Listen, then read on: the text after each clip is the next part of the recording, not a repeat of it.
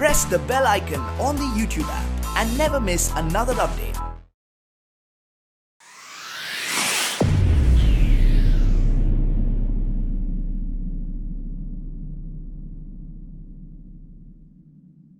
मोटू लाला में आप लोगों का स्वागत है मित्रों। श्राद्ध में ब्राह्मण भोजन का विशेष महत्व है। शास्त्र अनुसार ब्राह्मण पितरों के प्रतिनिधि होते हैं। पितर सूक्ष्म रूप में ब्राह्मणों के मुख से ही भोजन ग्रहण करते हैं।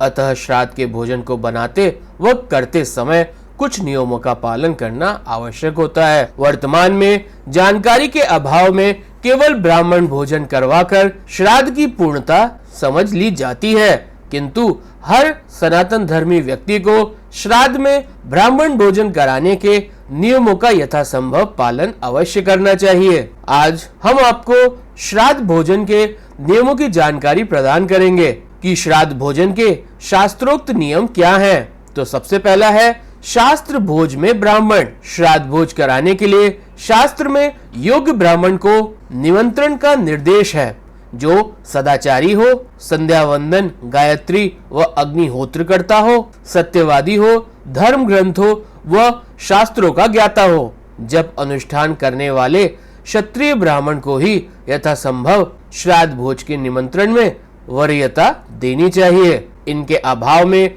किसी अन्य ब्राह्मण को आमंत्रित करना चाहिए, किंतु विद्या से हीन, नास्तिक, धर्म में आस्था न रखने वाले, व्यापार करने वाले, गुरु की निंदा करने वाले, जुआ खेलने वाले, मदिरापान करने वाले, व्यसनी व अधम ब्राह्मणों का सर्वथा त्याग करना चाहिए। दूसरा, श्राद्ध भोज में आसन। श्राद्ध भोज में ऊनी, काष्ठ, कंबल, कुश व रेशम के आसन श्रेष्ठ माने गए हैं।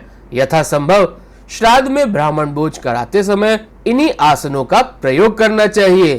तीसरा, श्राद्ध भोज में पाद प्रक्षालन। शास्त्र अनुसार श्राद्ध भोजन कराने से पूर्व ब्राह्मणों का पाद प्रक्षालन यानी कि पैर धुलाना अनिवार्य रूपेण करना चाहिए। ब्राह्मणों के पैर धुलाते समय यह ध्यान रखें कि वे किसी न किसी आसन पर विराजमान हो। खड़े खड़े पैर धुलाने से पितर रुष्ट होते हैं। चौथा, श्राद्ध भोज में मौन की अनिवार्यता। श्राद्ध भोजन में भोजन कराते वक्त ब्राह्मण को मौन रहना अनिवार्य है। बहुत आवश्यक होने पर मांगने या इनकार का संकेत हाथ के इशारे से करना चाहिए। भोजन करते समय भोजन की प्रशंसा या भोजन में कुछ कमी की चर्चा नहीं करनी चाहिए। श्राद्ध भोज कराने वालों को भी भोजन के संबंध में ब्राह्मणों से कुछ नहीं पूछना चाहिए। पांचवा, श्राद्ध भोज में पात्र की श्रेष्ठता। श्राद्ध भोज में भोजन परोसने हेतु स्वर्ण, रजत, कांस्य अथवा तांबे के पात्र क्रमशः श्रेष्ठ माने गए हैं। मिट्टी व लोहे के पात्र का सर्वथा निषेध कहा गया है। इनके अभाव में पलाश की पत्तल का प्रयोग करना आपको अनिवार्य है।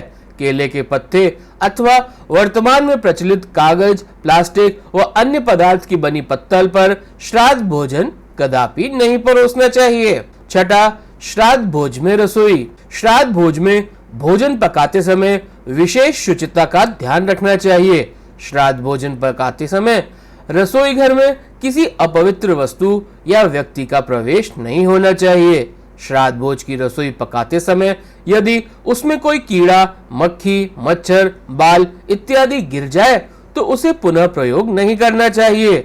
श्राद्ध भोज में प्याज, लहसुन, बैगन, अरहर, शलजम, हींग, काला नमक, चना, अलसी, महुआ, गोल लौकी, गाजर का प्रयोग नहीं करना चाहिए। सातवां, भोजन के उपरांत दक्षिणा। शास्त्र अनुसार कभी भी ब्राह्मण भोजन के उपरांत यदि ब्राह्मण को यथोचित दक्षिणा दिए बिना खाली हाथ विदा किया जाए तो ब्राह्मण भोजन निष्फल हो जाता है। अतः केवल श्राद्ध कर्म में ही नहीं अपितु सदैव ब्राह्मण भोजन करवाने के उपरांत ब्राह्मण को यथा सामर्थ्य दक्षिणा, श्रीफल व वस्त्र आदि देकर उनके चरण स्पर्श करने के पश्चात ही उन्हें विदा करना चाहिए। आठवां, ब्राह्मण भोज के अभाव में अम्मान दान। यदि श्राद्ध में इससे पहले बताए शास्त्रोक्त नियम अनुसार ब्राह्मण भोजन कराना संभव नहीं हो तो उसके स्थान पर ब्राह्मण को अमान्य दान यानी कि बिना पका हुआ अन्न व सामग्री, जिसे लोक भाषा में सीधा कहा जाता है, देकर भी श्राद्ध कर्म किया जा सकता है। तो मित्रों, मैं आशा करता हूं मैंने आपको उचित जानकारी दी होगी। देखते रहिए मोटू लाला। इस चैनल को सब्सक्राइब कीजिए, इस वीडियो को लाइक कीजिए और शेयर कीजिए और अपने मित्रों का ज्ञान बढ़ाइए। और देखते रहिए मोटू लाला। अपने समस्त ज्योतिषी सवालों के जवाब आप हमसे मुफ्त में जान सकते हैं, हमें हमारे लाइव सेशन में ज्वाइन करके। तो देखते रहिए मोटू लाला और अभी के लिए मुझे आज्ञा दीजिए। नमस्ते।